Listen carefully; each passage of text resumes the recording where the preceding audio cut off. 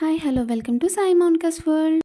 ఈ వీడియోలో అయితే ఈ ఇయర్ వినాయక చవితి మేము ఏ విధంగా సెలబ్రేట్ చేసుకున్నామో చూసేయండి. నెక్స్ట్ ఇయర్ వినాయక చవితి చాలా స్పెషల్ అనుకుంటే ఈ ఇయర్ వినాయక చవితి అయితే ఇంకా స్పెషల్గా అనిపించింది. దానికి మెయిన్ రీజన్ వచ్చేసి నెక్స్ట్ ఇయర్ వినాయక చవితి అత్తయ్య వాళ్ళ ఇంట్లో సెలబ్రేట్ చేసుకుంటే ఈ ఇయర్ వినాయక చవితి అమ్మ వాళ్ళ ఇంటి దగ్గర అయితే సెలబ్రేట్ చేసుకున్నాము. మా ఏరియాలో నిలబెట్టినటువంటి వినాయకుడి విగ్రహం దగ్గర నేను మా హస్బెండ్ అయితే పీటల మీద కూర్చున్నాము. ఈ ఇయర్ వినాయక చవితి ఎందుకు ఇంత స్పెషల్ అని చెప్పి అన్నాను, మీ అందరికి అర్థమైందని అనుకుంటున్నాను. అలా దేవుడి మండపంలో పీటల మీద కూర్చోవడం అయితే చాలా బ్లెస్సింగ్ గా అనిపించింది. ఫస్ట్ అయితే వినాయకుడి విగ్రహానికి హారతి ఇచ్చి లోపలికి అయితే ఆహ్వానించాము. తర్వాత పెద్ద విగ్రహంతో పాటు చిన్న విగ్రహాన్ని కూడా ప్రతిష్ఠించి పక్కనే కలశాన్ని అయితే ఏర్పాటు చేశాము. ఇప్పుడైతే వివిధ రకాల పువ్వులు పత్రులతో అయితే పూజను ప్రారంభించాము.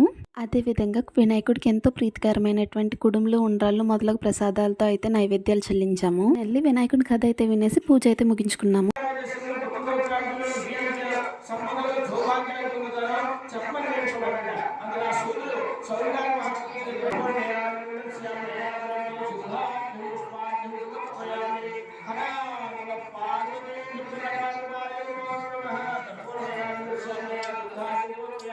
పూజ పూర్తయిన వెంటనే నాకు తనకి అమ్మ నాన్న బట్టలు పెట్టి అయితే ఆశీర్వదించారు. అదేవిధంగా మండపం దగ్గరికి వచ్చిన వారందరికీ తాంబూలం అయితే ఇచ్చేసి వాళ్ళందరి దగ్గర ఆశీర్వాదాలు అయితే తీసుకున్నాము.